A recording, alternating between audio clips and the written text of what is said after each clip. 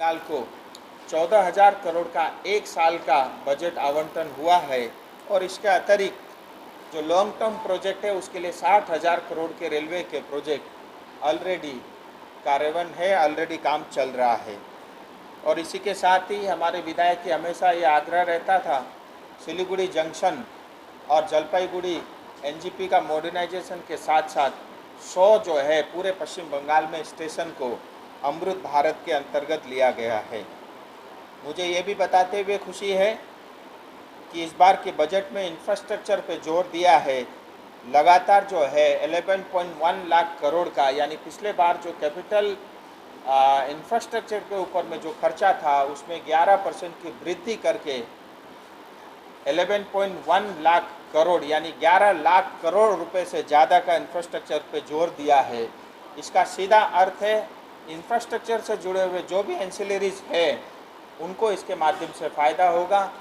और ये बहुत कम देशों में होता है जहाँ 11 लाख करोड़ की रकम फिजिकल इंफ्रास्ट्रक्चर के ऊपर में, कैपिटल इंफ्रास्ट्रक्चर के ऊपर में सरकार खर्च करती है। और जब सरकार का खर्चा इतना जोर जो है 20% से ज़्यादा का पूरा बजट का हिस्सा अगर इंफ्रास्ट्रक्चर पे लगाती है, इसका मतलब इससे कारण जॉब क्रिएशन भी होगा और एंसिलरीज को भी फ़ायदा होगा, डेवलपमेंट भी होगा, विकास भी होगा। और साथ ही जैसा मैंने कहा रूरल डेवलपमेंट को, रूरल इंफ्रास्ट्रक्चर डेवलपमेंट को जोर दिया है और उसके अंतर्गत 2.66 लाख करोड़ का बजट आवंटन हुआ है जो हमारे क्षेत्र के लिए बहुत ही लाभकारी होगा। इसी के साथ ही 1.5 लाख करोड़ जो है ये सेट किया है लॉन्ग टर्म जो है इंटरेस्ट फ्री लोन, यानी 1.5 लाख करोड़ का 50 साल तक किसी भी स्टेट को कोई इंटरेस्ट नहीं पे करना पड़ेगा, ऐसा 1.5 लाख करोड़ रुपया अतिरिक्त जो है इसमें एलोकेट किया है। इसके साथ ही जो स्टेटों को ग्रांट देती है केंद्र सरकार, क्योंकि आपको पता है SGST और CGST दो तरह के टैक्स कलेक्ट होते हैं और तीसरा एक डायरेक्ट टैक्स होता है जो पेट्रोल और लिकर से आता है स्टेट को। जो SGST का हिस्सा जो इतना केंद्र राज्य का रहता है उसी के अनुपात से राज्य सरकार को जो है केंद्र सरकार भी आवंटन करती है। तो स्टेट को जो ग्रांट है वो 6.42 लाख करोड़ का आवंटन किया है, जिसमें बड़ा हिस्सा पश्चिम बंगाल सरकार को भी मिलेगा। और मुझे ये भी बताते हुए खुशी है कि पिछले 5 साल से लगातार जो पश्चिम बंगाल का हिस्सा था उससे 121%, 125% और टोटल 5 साल का अगर हम जोड़ें, टोटल करें तो 131% अतिरिक्त जो है पश्चिम बंगाल को भारत सरकार ने पैसा दिया है। जो आए दिन ये आरोप लगता है कि पश्चिम बंगाल को नहीं दिया गया, ये सरासर गलत है और बेबुनियाद है। इसके साथ ही 1.62 लाख करोड़ का बजट एलोकेट किया है अगर किसी राज्य को लोन या एडवांस के रूप में चाहिए हो केंद्र सरकार से इंफ्रास्ट्रक्चर डेवलपमेंट के लिए, उसकी भी यहाँ पे एलोकेशन हुई है। इसका मतलब आप देखिए 6.5 लाख, 7, 8, 9, 10 लाख करोड़ रुपया अलग अलग राज्यों को मिलेगा। और इस 10 लाख करोड़ रुपये में जो है पश्चिम बंगाल की आबादी 7.5% है, लेकिन इसमें पश्चिम बंगाल का हिस्सा 10% है। यानी आबादी अगर पूरे भारत की आबादी देखे उसकी तुलना में सबसे ज़्यादा पैसा पश्चिम बंगाल को दिया गया है। महाराष्ट्र का टैक्स कलेक्शन, टैक्स रेवेन्यू सबसे ज़्यादा रहता है। मुझे बताते हुए दुख भी होता है, पीड़ा भी होती है, कष्ट भी होता है, लेकिन सच्चाई ये है जब देश आज़ाद हुआ टैक्स कलेक्शन और रेवेन्यू में पश्चिम बंगाल नंबर 1 पे होता था, नंबर 2 पे महाराष्ट्र होता था। लेकिन आज महाराष्ट्र नंबर 1 है और पश्चिम बंगाल का टॉप 10 में कहीं भी हिस्सा नहीं है। लेकिन उसके बावजूद भी जो है पश्चिम बंगाल को पूरा पैसा दिया है। महाराष्ट्र को 60,000 करोड़ मिला, लेकिन पश्चिम बंगाल को 93,000 करोड़, ये सिर्फ जो ग्रांट हुआ है अलॉटमेंट, वो पश्चिम बंगाल सरकार को दिया गया है। इसी के साथ प्रधानमंत्री आवास योजना के अंतर्गत 3 करोड़ अतिरिक्त मकान घर बनेंगे गरीबों के लिए और उसमें से भी 1 करोड़ घर अर्बन सिटीज़ में बनेंगे, जिसके लिए 10 लाख करोड़ रुपए भारत सरकार खर्च करेगी। और ये 10 लाख करोड़ रुपए जो खर्च हो रहा है इसमें कलकत्ता, सिलीगुड़ी, आसनसोल, ये जो बड़े शहर है अर्बन शहर है उनको इसका सीधा लाभ मिलेगा। और जैसा मैंने कहा कि ये बजट जो है युवाओं के ऊपर में फोकस है। अगले 5 साल में 4.1 करोड़ यानी 4 करोड़ 10 लाख युवाओं को रोजगार देना ये सरकार का एक लक्ष्य है, जिसके अंतर्गत हर साल 20 लाख युवाओं को भारत के टॉप 500 फॉर्चून कंपनी के अंदर में एक साल का इंटर्नशिप उनको कराया जाएगा और हर महीना 5,000 रुपया यानी प्रत्येक युवाओं के ऊपर में 60,000 रुपया भारत सरकार खर्च करेगी। और हाल ही में जो यूनियन बजट हुआ उस पर और अधिक चर्चा के लिए आपके समक्ष हम उपस्थित हैं और मेरे साथ सिलीगुड़ी सांगठनिक जिला के सभापति आदरणीय अरुंदा और सिलीगुड़ी के हमारे लोकप्रिय विधायक और पश्चिम बंगाल भारतीय जनता पार्टी स्टेट के सेक्रेटरी डॉक्टर शंकर घोष जी और सभी मेरे वरिष्ठ जिला के पदाधिकारी और इलेक्टेड मेंबर काउंसिलर आपके समक्ष उपलब्ध हैं। 23 जुलाई 2024 को जो इंटरिम बजट था उसका सरकार बनने के बाद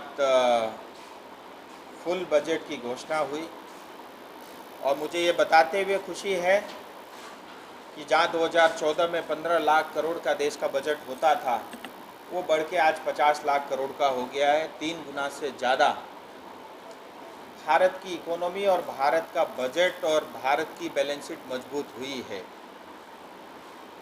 और 2024-25 का जो बजट था प्रमुखता से उसके अंदर में इकोनॉमी को स्ट्रेंथन करना, युवाओं को सशक्त करना, उनको स्किल देना, उनकी एम्प्लॉयमेंट और उसके साथ ही एग्रीकल्चर को मॉडर्नाइजिंग तरीके से खेती करना और इंफ्रास्ट्रक्चर पे और अधिक जोर दिया है। इसी के साथ ही अर्बन डेवलपमेंट को प्रायोरिटाइज किया है, जिसमें हमारा सिलीगुड़ी शहर और दार्जिलिंग, कालिम्पोंग, मिरिक और करसंग की टाउन भी आती है। इनोवेशन के ऊपर में जोर दिया है और साथ ही मैन्युफैक्चरिंग और इंक्लूसिव ग्रोथ के बारे में प्रमुखता से जोर दिया है।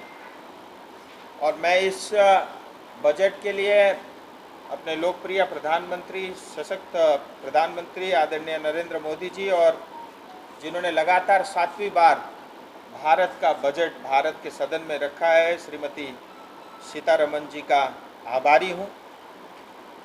मैं इसलिए भी आभारी हूँ कि उन्होंने इस बार हमारे चाय श्रमिक और चाय से जुड़े हुए जो परिवार है उनकी चिंता की और प्रधानमंत्री के नाम पे एक नई शुरुआत हुई है और प्रधानमंत्री चाय श्रमिक प्रोत्साहन योजना को चालू किया है, जिसके अंतर्गत 2024-25 और 2025-26 के लिए आसाम और पश्चिम बंगाल यानी उसमें से भी नॉर्थ बंगाल में ही चाय बागान होता है प्रमुखता से 3 जिलों में, उसके लिए 1000 करोड़ का आवंटन किया है।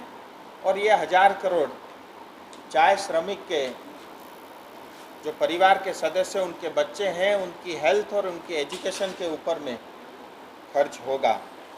इसी के साथ ही मुझे ये भी बताते हुए खुशी है कि भारत सरकार ने 11,500 करोड़ का बजट देश भर में national state disaster relief fund के अंतर्गत देश भर में जो है डिजास्टर के लिए 11,500 करोड़ का आवंटन किया है। उसमें करीब करीब जो है 1200 करोड़ रुपया 1,200 करोड़ रुपया पश्चिम बंगाल को भी मिला है। और मुझे ये उम्मीद है कि पश्चिम बंगाल सरकार इस बजट को और इस बजट का बड़ा हिस्सा जो तीस्ता में बाढ़ पीड़ित है, जिसमें कालिम्पोंग है, दार्जिलिंग जिला है और साथ ही जलपाईगुड़ी जिला में जो नुकसान पहुंचा है, जिन परिवार की क्षति हुई है, जिन परिवार का घर बहा है, जिन लोगों का घर का सामान का नुकसान हुआ है, जिन्होंने अपने परिवार को खोया है, उनके प्रति ये पैसा पश्चिम बंगाल सरकार खर्च करेगी, ऐसा मैं विश्वास। ग्रांट के रूप में भी युवाओं को दिया जाएगा।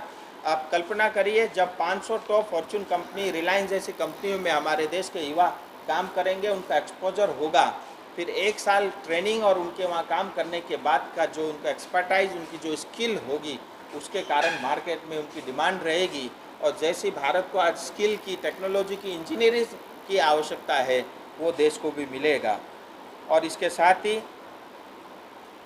महिला सशक्तिकरण के लिए, ह्यूमन लेड डेवलपमेंट के लिए 3 लाख करोड़ का बजट का आवंटन हुआ है। हम जहाँ सिर्फ महिलाओं की सशक्तिकरण की बात होती थी, आज महिलाओं को जो है 30% आरक्षण देने का काम भी सरकार ने किया है। ओवरऑल ये बजट हमारे रीजन के लिए बहुत ही सिग्निफिकेंट है, जहाँ पे हाईवे, रूरल रोड और rural development, health care facility, education, infrastructure और एम्प्लॉयमेंट, जिसकी हमारे क्षेत्र को सख्त ज़रूरत है, उसकी पूरी चिंता इसमें की है। मैं एक बार पुनः प्रधानमंत्री जी को और वित्त मंत्री आदरणीय सीतारमण जी को, पूरे क्षेत्र की जनता की ओर से बधाई देता हूं और अपेक्षा करता हूं कि जो पैसा पश्चिम बंगाल सरकार को मिलेगा, वो डेवलपमेंट का पैसा हमारे क्षेत्र में भी आएगा और हम सबके जो क्षेत्र है, जिसको हम प्यार से दार्जिलिंग सिलीगुड़ी कहते हैं, इसका विकास होगा, ऐसा मैं उम्मीद करता हूँ। यही विषय मुझे रखना था। आप कुछ रखेंगे? इंडस्ट्री नॉर्थ बंगाल में और विशेष करके दार्जिलिंग में बहुत अच्छी अवस्था में नहीं है, और ऐसा ही चलता रहा तो 10 साल बाद शायद ही कोई चाय इंडस्ट्री को चलाना चाहेगा। और आज भी ज़्यादातर जो उद्योग, चाय उद्योग से लोग जुड़े हुए हैं, वो घाटे में चल रहे हैं। उसके कई कारण हैं, और कहीं ना कहीं मुझे ये भी लगता है कि जो टी बोर्ड की जो भूमिका होनी चाहिए थी, वो भूमिका ठीक नहीं है। टी बोर्ड रेगुलेशन और रेगुलेटर को कंट्रोल करके बैठा है, जो अंग्रेज़ के समय शायद ठीक था। प्लांटेशन लेबर एक्ट जब बना, शायद उस समय उसकी उपयोगिता थी, लेकिन आज वो ठीक नहीं है। टी बोर्ड का काम होना चाहिए टी प्रमोशन का, विदेशों में टी को प्रमोट करें, हिंदुस्तान डोमेस्टिक मार्केट में टी को प्रमोट करें, चाय का कंजम्पशन बढ़ाएं और चाय के बारे में जो है पब्लिसिटी करें। लेकिन ठीक विपरीत जो है, चाय पत्ती कब टीपनी, कब नहीं टीपना, सो चाय का रेगुलेशन में ही टी बोर्ड उलझा हुआ है। उसमें भी परिवर्तन होने की आवश्यकता है। ये विषय मैंने बहुत प्रमुखता से रखी है। और मेरा ये कहना है कि जो टी इंडस्ट्री, आज बैंक वाला भी इसको नेगेटिव लिस्ट में रखा हुआ है। लोन मांगो तो बैंक वाला लोन भी नहीं देता।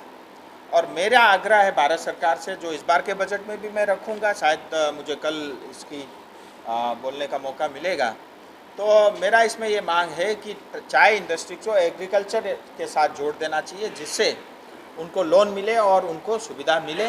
और साथ ही भारत सरकार से मेरी एक मांग है कि एक स्पेशल वन टाइम पैकेज इस इंडस्ट्री को, जिस तरह से 1000 करोड़ रुपये आपने चाय श्रमिकों को दिया, इसी तरीके से एक बड़ा पैकेज जो है वन टाइम हेल्प और पैकेज, स्पेशल पैकेज देने की आवश्यकता है, अगर चाय बागान को हम जिंदा रखना चाहते हैं। मैं पूरी तरह इंडस्ट्री के साथ हूँ।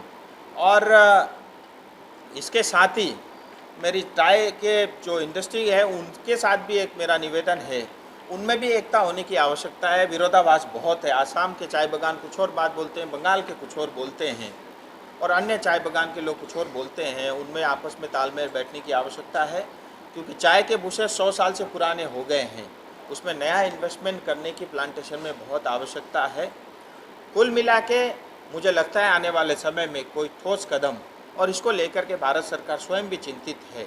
मुझे लगता है चाय के इंडस्ट्री को लेकर के, चाय उद्योग से जुड़े हुए लोगों को लेकर के भी बड़ी घोषणा केंद्र सरकार करेगी, और मुझे लगता है करना ही पड़ेगा। कौन सा राज्य, कौन से जिला का स्पेसिफिक बजट इस बजट में घोषणा हुई है, लेकिन फिर भी उसके बावजूद तो मैंने आपको कहा, दार्जिलिंग जिले के चाय बागान को लेकर के 1000 करोड़ रुपये अलॉटमेंट हुआ है। डिजास्टर को लेकर के 11,500 करोड़, जिसमें से 1200 करोड़ पश्चिम बंगाल को दिया गया है। 4.1 करोड़, 4 करोड़ से ज़्यादा युवाओं को स्किलिंग और रोजगार मिलेगा, वो हमारे क्षेत्र से भी रहेंगे। 2.68 लाख करोड़ का रूरल इंफ्रास्ट्रक्चर डेवलपमेंट होगा, बहुत बड़ा हिस्सा हमारे क्षेत्र में है। और 10 लाख करोड़ से 1 करोड़ आवास योजना अर्बन बनेंगे, जिसमें सिलीगुड़ी को, दार्जिलिंग को फ़ायदा होगा। 3 करोड़ प्रधानमंत्री आवास योजना बनेंगे, 26,500 घर हमारे दार्जिलिंग ज़िले के बनेंगे। सो मुझे लगता है हमारे लिए इसमें बहुत कुछ है, बस हमको प्रयास करना पड़ेगा, उसके अंदर डूब करके देखना पड़ेगा। टीएमसी तो बोल रहे हैं आप लोग सोच नहीं रहे बंगाल में। मुझे ये बताइए, टीएमसी ने कोई चिंता की है क्या? ऐसा है, टीएमसी को वोट मिल जाता है क्योंकि उस समय वोट के समय में इम्पोर्टेड वोट बैंक का बड़ा हिस्सा टीएमसी को मिलता है, इसीलिए जीत जाता है। लेकिन टीएमसी से प्रेम कौन करता है? मुझे लगता नहीं टीएमसी के हमारे अपने नेता और कार्यकर्ता भी उनके बड़े नेताओं से प्रेम करते होंगे, या उनकी योजनाओं के कारण उनको लाभ होता होगा। मुझे ऐसा दिखता नहीं। और दूसरा, हमको ये भी समझना चाहिए, आप देखिए 3.78 लाख करोड़ पश्चिम बंगाल का बजट है कि नहीं है एनुअली, अभी भी फिर पेश होगा। नॉर्थ बंगाल डेवलपमेंट बोर्ड को कितना मिलता है? 860 करोड़ रुपया, उसमें से 50% खर्चा होता है, 450 है 40%, 500 करोड़ रुपया वापस। यानी हमारे को 0.002% बजट अलॉटमेंट होता है, 0.001% बजट मिलता है। ऊँट के मुँह में जीरा। तो इससे बात स्पष्ट होता है, 4 लाख करोड़ के बजट में हमारे लिए कुछ नहीं है, लेकिन 50 लाख करोड़ जो देश का बजट में, मैंने आपको इतना कुछ गिना दिया।